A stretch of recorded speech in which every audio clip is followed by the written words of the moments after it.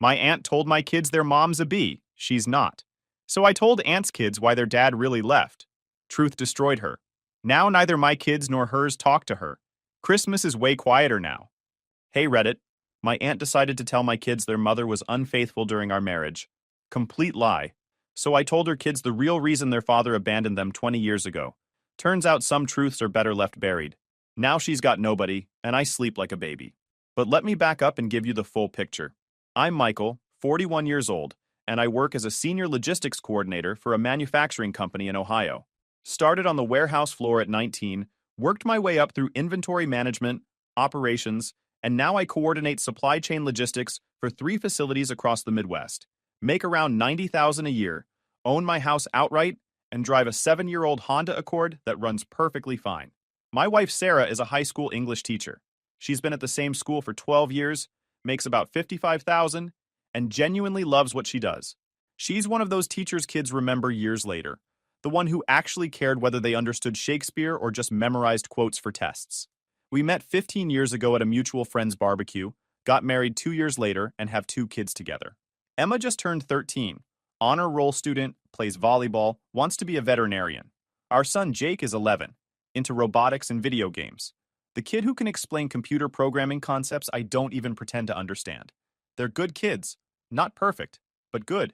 They do their homework without being hounded, help around the house when asked, and generally don't give us the kind of headaches I remember giving my parents at their age. Sarah and I have what I'd call a solid marriage. Not Instagram perfect, not the kind of relationship that makes single people feel inadequate, just solid. We still like each other after 15 years. Still laugh at the same dumb jokes. Still choose to spend time together even when we don't have to. We've been through the usual marriage stuff. Financial stress when I was between jobs 6 years ago, the exhaustion of having 2 kids under 3, disagreements about parenting approaches and whose turn it is to deal with the broken dishwasher. But we've never had the kind of problems that break marriages. No infidelity, no lies, no hidden bank accounts or secret second families. Just 2 people who decided to build something together and have been doing exactly that for the past 15 years. Which brings me to my Aunt Linda, my father's older sister, 62 years old, and the kind of person who treats other people's happiness like a personal insult. She's been divorced for over 20 years, lives alone in a 3-bedroom house she can barely afford, and has spent the last 2 decades convinced that everyone else's life is somehow easier or less fair than hers. Linda was married to a guy named Thomas for about 8 years. They had 3 kids together, my cousins Rebecca, Daniel, and Amanda. When the youngest was 5, Thomas just disappeared one weekend. Told Linda he was going fishing with some buddies from work, never came back. No note, no explanation, no forwarding address. Just gone. For years, Linda told everyone he'd abandoned the family without warning. Said he was selfish, said he couldn't handle being a father, said he'd probably run off with some woman he met at work. She built this entire narrative where she was the victim of a deadbeat dad who couldn't deal with adult responsibilities. Got a lot of sympathy from family members, a lot of help with the kids, a lot of understanding when money was tight. The thing is, I always suspected there was more to that story. Thomas wasn't perfect, but he didn't seem like the type to just vanish. He was present at family functions, involved with his kids, seemed genuinely committed to making things work. The sudden departure never quite added up to me, but I was 18 when it happened and didn't think too much about it. Linda has this pattern where she needs to be the center of attention at all times.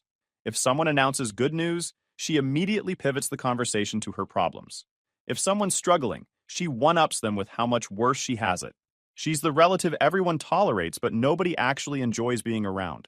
My parents deal with her because she's family. They'll invite her to holidays, help her out when she claims she can't make rent, listen to her complain for hours about her ungrateful kids and impossible life circumstances. They've told me multiple times that Linda is going through a lot, and we all need to be understanding. I've been understanding for 20 years. I've loaned her money I never saw again. I've helped her move twice. I've listened to countless phone calls where she dissects everything wrong with her life while never acknowledging her role in any of it.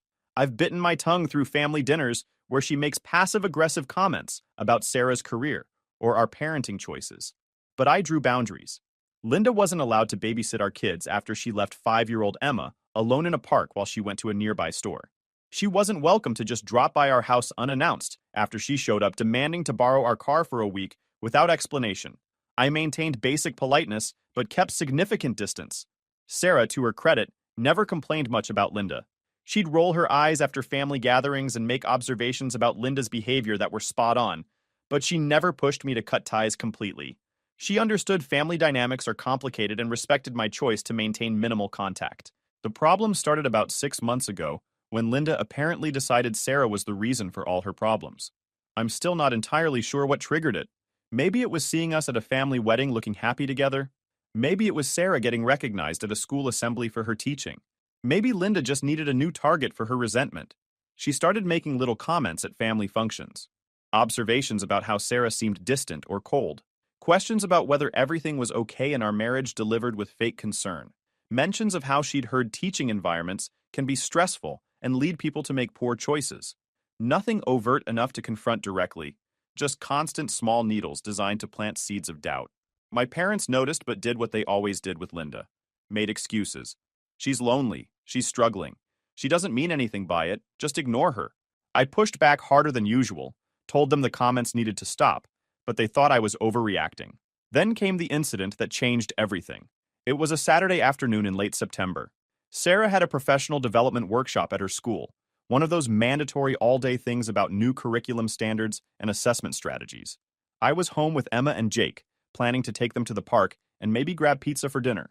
Around 2 in the afternoon, my doorbell rang. I wasn't expecting anyone, but figured it was a package delivery, or maybe a neighbor. Instead, I opened the door to find Linda standing on my porch. She was dressed up more than usual, like she'd put effort into her appearance specifically for this visit. Hair done, makeup applied, wearing what looked like a new outfit. She had this expression on her face I couldn't quite read, something between smug and nervous. Linda, I wasn't expecting you. I know, I need to talk to the kids. It's important. Every instinct told me to shut this down immediately. Linda showing up unannounced, asking to talk to my children without explanation, after months of weird comments about my wife. Nothing about this felt right. About what? It's family business. They deserve to know the truth. What truth? She pushed past me into the house without waiting for permission. I should have physically blocked her. Should have told her to leave immediately. But I was so surprised by the audacity that I hesitated for just a moment too long. Linda walked straight into the living room, where Emma and Jake were watching something on television. I followed, already pulling out my phone. Emma, Jake, we need to have a serious conversation, Linda announced in this theatrical voice. My kids looked at her, then at me, confused. They barely knew Linda beyond seeing her at occasional family gatherings. She wasn't someone who called them on birthdays or sent Christmas gifts. She was just the aunt who Dad said hi to at Grandma and Grandpa's house. Whatever you're about to say, don't, I warned, moving between Linda and the kids. She stepped around me, addressing them directly. Your father doesn't want me to tell you this, but you deserve to know the truth about your mother. My blood turned to ice. Emma's eyes went wide. Jake looked terrified. Linda, get out of my house right now. She ignored me completely. Your mother has been unfaithful to your father. She's been seeing other men behind his back. I have proof, and I think you deserve to know what kind of person she really is. The words hung in the air like poison. Emma started crying immediately. Jake's face went pale, his expression shifting from confusion to horror to something that looked like his whole world was collapsing. I grabbed Linda's arm and physically dragged her toward the door. She resisted, still talking, still spewing her lies. I'm trying to protect these children. They deserve to know their mother is... I got her out the front door and slammed it shut behind her. My hands were shaking. I could hear Emma sobbing in the living room, could see Jake frozen in place on the couch, both of them processing what they'd just heard. Linda pounded on the door for a solid 5 minutes, shouting about truth and family duty and protecting children from deception. I ignored her completely, focusing on my kids. Emma was hysterical, 13 years old, already dealing with the normal nightmare of middle school social dynamics, and now believing her mother had betrayed the family. Jake had retreated into himself, that shutdown mode kids do when reality becomes too overwhelming to process. I sat them both down and told them clearly and directly that what Linda had said was completely false. Their mother had never been unfaithful. There were no other men. Linda was lying. I explained it as calmly as possible, but they were too upset to fully absorb it. Why would she say that if it's not true? Emma demanded through tears. Because she's unhappy with her own life and wants other people to be miserable too. But she said she had proof. She doesn't. Because there is no proof. Because it didn't happen. When Sarah got home 3 hours later, both kids were still visibly shaken. Emma ran to her mother immediately, hugging her and crying again. Jake hung back, watching Sarah with this guarded expression that broke my heart. Sarah looked at me over Emma's head, eyes full of questions. I mouthed, "Linda," and watched her face shift from confusion to understanding to fury in about 3 seconds. That night, after we'd gotten both kids calmed down and into bed, Sarah and I sat at the kitchen table. She was shaking, not with fear, but with rage. She told our children I'm unfaithful, to their faces, said she had proof, said they deserved to know the truth. What proof could she possibly claim to have? There is no proof. She's making it up because she's a miserable person who wants everyone else to be miserable too. Sarah put her head in her hands. They're going to believe it. Kids that age hearing something like that, even if we tell them it's not true. I know. Emma asked me tonight if I still loved you. Jake wouldn't look at me during dinner. This is going to damage them. She was right. Over the next few weeks, I watched my kids process Linda's accusation in real time. Emma became withdrawn. Her grades slipped. She stopped talking about school. Jake started having nightmares. Both of them watched Sarah differently now, with this guardedness that hadn't been there before. We tried family counseling.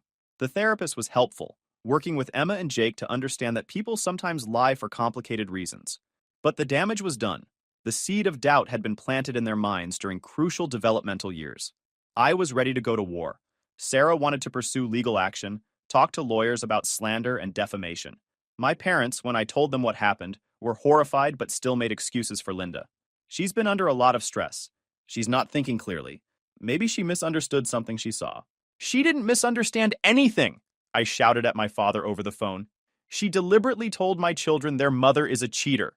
She looked them in the eyes and lied to damage my marriage and hurt my kids. I know. Linda crossed a line. But maybe if we all sit down together? No. There's no sitting down together. There's no talking this out. She declared war on my family and I'm going to finish it. Michael, she's family. So are Sarah and Emma and Jake. And I choose them. I spent the next month doing something I should have done years ago. I tracked down Thomas, Linda's ex-husband, the man who allegedly abandoned his family without warning 20 years earlier. It wasn't particularly hard. Thomas kept his same last name, was living about 2 hours away in a small town outside Cleveland. He'd remarried, had a successful career as an insurance claims adjuster, seemed to have built a stable, quiet life. I called him on a Tuesday evening. He was immediately wary when I identified myself as Linda's nephew.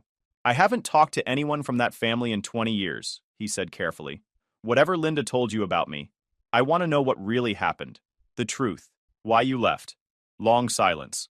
Then, you sure you want to know? It's not a pretty story. I'm sure. We agreed to meet at a diner halfway between our towns. I drove out on a Saturday morning, telling Sarah I had some errands to run, but not mentioning where I was really going. Thomas looked older than I remembered, but healthier. He'd put on weight, but in a good way, like someone who'd been under enormous stress and finally relaxed. He shook my hand firmly, and we sat in a corner booth. Linda probably told everyone I abandoned the family, he started without preamble, that I couldn't handle being a father, and ran off with some woman from work. That's exactly what she said. He laughed bitterly. Of course she did. Truth is, I left because Linda was unfaithful. Not once, not twice. Multiple men over our entire marriage. I found out about the first one when Amanda was just a baby. Linda swore it was over, that she'd made a mistake, begged me to stay. I believed her because I was young and stupid, and didn't want my kids growing up in a broken home. He pulled out his phone and showed me photos of old documents he'd apparently kept digitized. Bank statements showing charges at hotels Linda had no business being at. Credit card receipts from restaurants in cities she'd never mentioned visiting. Phone bills from the pre-cell phone era showing hours of calls to numbers I didn't recognize. The final straw came when I found out Rebecca might not be mine. Linda had been seeing a guy from her work around the time Rebecca was conceived. I got a paternity test done secretly. Turned out Rebecca was mine after all. But finding out Linda wasn't even sure whose kid she was carrying, that broke something in me. He took a sip of coffee, staring out the window. I couldn't do it anymore. Couldn't pretend. Couldn't keep being the faithful husband to a woman who'd humiliated me for years. So yeah, I left. I told Linda I was done, that I couldn't be around her anymore, and I walked away. What about the kids? I tried. God, I tried. I sent child support every month, never missed a payment. I called. I sent letters. I asked to see them. Linda blocked everything. Told the kids I didn't want them, that I'd started a new family and forgotten about them. After a few years of being shut out, I gave up. Figured they were better off without me than with me fighting Linda and making their lives harder. He showed me more documents. Copies of support payments going back years. Letters he'd sent that were returned unopened. Court documents where he'd tried to establish visitation rights, but Linda had fought him at every turn, claiming he was dangerous and unstable. Why didn't you tell people the truth? Who would believe me? Linda's good at playing the victim. She'd already painted me as the bad guy. If I'd started talking about her affairs, I'd have looked like a vindictive ex trying to destroy his children's mother. So I kept quiet, paid my support, and built a new life. I sat there processing everything. Linda had spent 20 years playing the abandoned single mother, accepting sympathy and help from family, all while hiding the truth that she'd destroyed her own marriage. Why are you telling me this now? Because you asked, and because I'm tired of her getting away with it. My kids are adults now. Rebecca's 33, Daniel's 31, Amanda's 28. They still think I'm the villain who abandoned them. They won't speak to me, won't respond to messages. Linda's lies cost me my relationship with my children. He leaned forward, eyes intense. If you're asking these questions, it means Linda's done something. She's hurt someone else. And honestly, I hope you burn her world down. She deserves every bit of karma coming her way. I thanked him for his time and drove home with a folder full of documents he'd copied for me. Every piece of evidence proving Linda had been unfaithful throughout her marriage. Every record of Thomas trying to maintain contact with his kids while Linda blocked him. Every proof that the story she'd told for 20 years was a complete fabrication. Sarah found me at the kitchen table that night. Documents spread everywhere.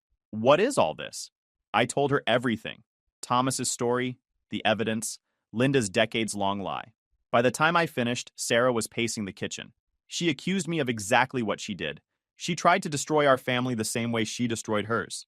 That's exactly what she did. What are you going to do with this? I looked at the pile of documents. I'm going to tell the truth. All of it. To everyone who needs to hear it. That's going to explode the family. Good. Let it explode.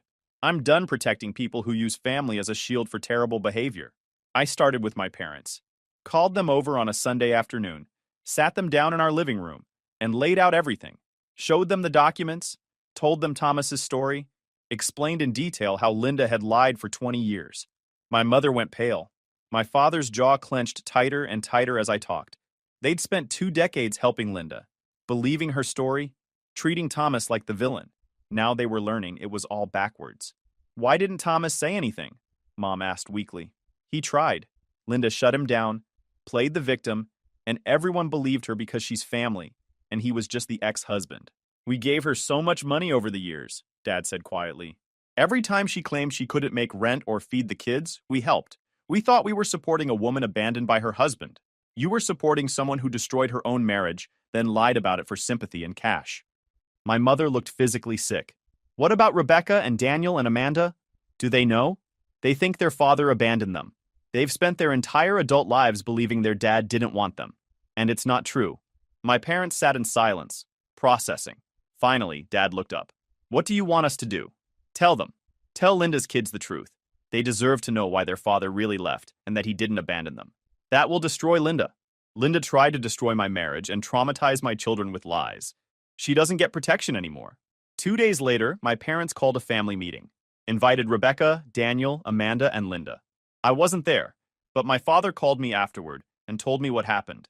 Dad had laid out everything methodically, showed Thomas's evidence, explained the timeline, made it clear Linda had been unfaithful throughout her marriage, and had lied about the reasons for the divorce.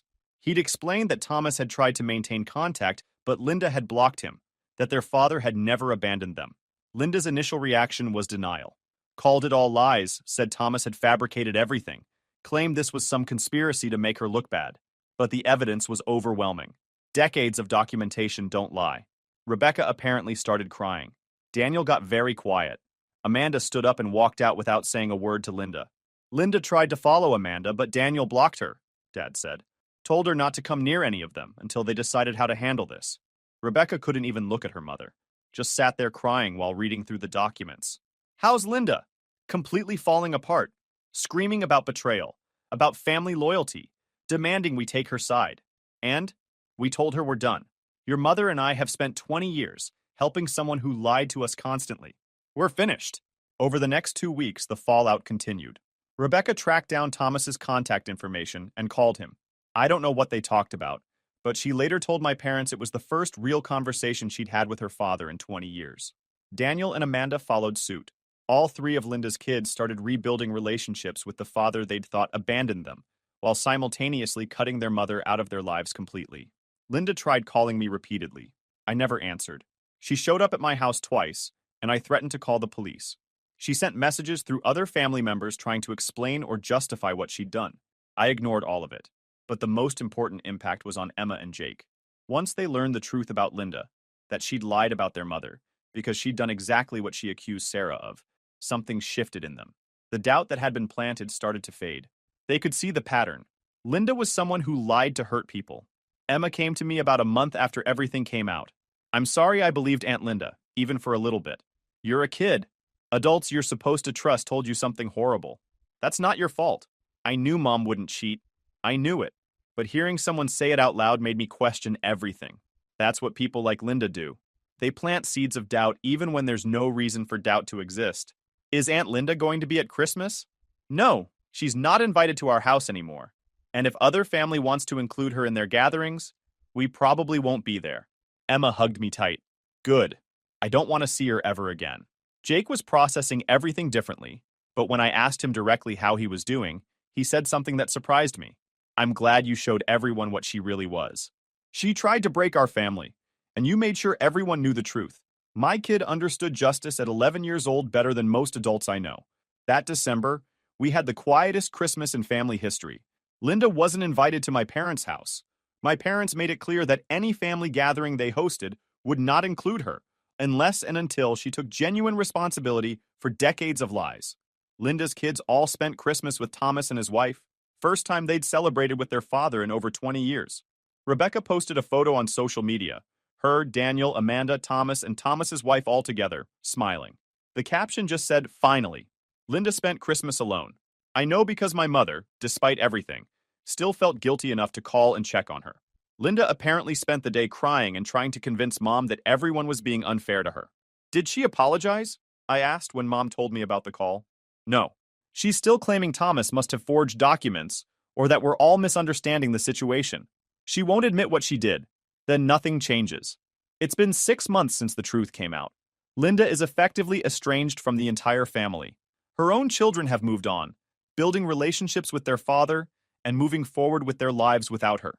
My parents maintain minimal contact out of obligation, but have made it clear they won't be helping her financially anymore. Emma's grades are back up. She made the varsity volleyball team as an 8th grader. Jake joined a robotics competition team and has been thriving. Both kids have stopped looking at Sarah with guardedness. Our family has healed from the wound Linda tried to inflict. I ran into Rebecca at a grocery store last month. We talked for a few minutes in the produce section. She thanked me for exposing the truth, said learning about her father's real story had changed her entire understanding of her childhood. I wasted so many years angry at the wrong person, she said. I missed out on having a relationship with my dad because Mom lied. I can't get that time back. You have time now. Yeah, we're actually planning a trip together this summer. Just me and Dad, going to spend a week hiking in Colorado, make up for lost time. She hesitated, then asked, Does your mom ever talk about my mom? Sometimes. She feels guilty, I think. Wants to help, but knows Linda needs to face consequences. Mom keeps calling me, leaving voicemails about how everyone abandoned her, and she's all alone. Part of me feels bad. Don't. She made her choices. She lied for 20 years. She tried to destroy my marriage to cover her own guilt. She doesn't get sympathy for facing the natural consequences of her actions. Rebecca nodded slowly. You're right. I just needed to hear someone else say it. The family dynamics have permanently shifted. Gatherings are smaller now, but more genuine. The people who show up actually want to be there, aren't performing obligation or maintaining fake peace. Linda's absence has created space for honesty. My cousin Daniel told me at Easter that the family feels lighter without her constant drama. I didn't realize how much energy she sucked from every gathering until she wasn't there anymore. We can actually enjoy being together now. Linda made one last attempt to crash a family barbecue my parents hosted in May. She just showed up, walked into their backyard like nothing had happened, tried to join conversations. My father quietly but firmly escorted her back to her car and told her she needed to leave. She tried arguing, tried crying, tried claiming we were all being cruel.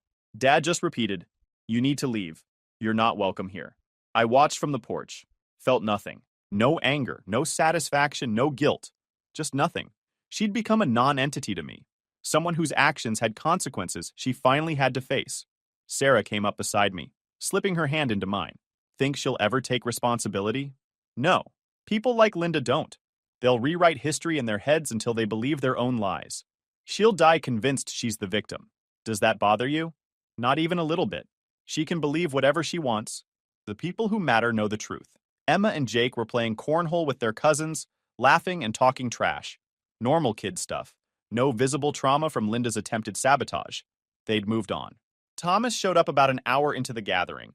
First time he'd been invited to a family event in 2 decades. My parents had extended the invitation through Rebecca, and he'd accepted nervously. Watching him interact with his adult children, seeing the comfortable rapport they'd rebuilt, seeing Amanda's kids call him Grandpa for the first time, that felt like justice. Not revenge, just the natural order reasserting itself when lies stop holding it down. He came over to thank me at one point. Rebecca told me you're the one who tracked me down and exposed everything. Linda tried to destroy my marriage. Figured she'd already destroyed yours. Seemed fair to let people know the truth. Still, you gave me my kids back. I'll never be able to repay that. Don't need repayment. Just needed the truth to come out. My mother approached as Thomas walked away. She looked tired, but more at peace than I'd seen her in years. I owe you an apology, she said. Your father and I enabled Linda for decades. We believed her stories, made excuses for her behavior, asked you to tolerate things you shouldn't have had to tolerate. We failed you and Sarah and the kids. You didn't know the whole truth. We should have questioned more. Should have looked harder at patterns. Should have protected you better when Linda started making accusations about Sarah. You're doing better now. That's what matters. She hugged me tight. I'm proud of you. For protecting your family. For standing up when it mattered. For doing what your father and I should have done years ago. Looking around the backyard, I saw the family Linda could have had if she'd been honest. Adult children who might have understood affairs happen and marriages end. Grandchildren she could have known. A life that didn't have to be defined by lies and isolation.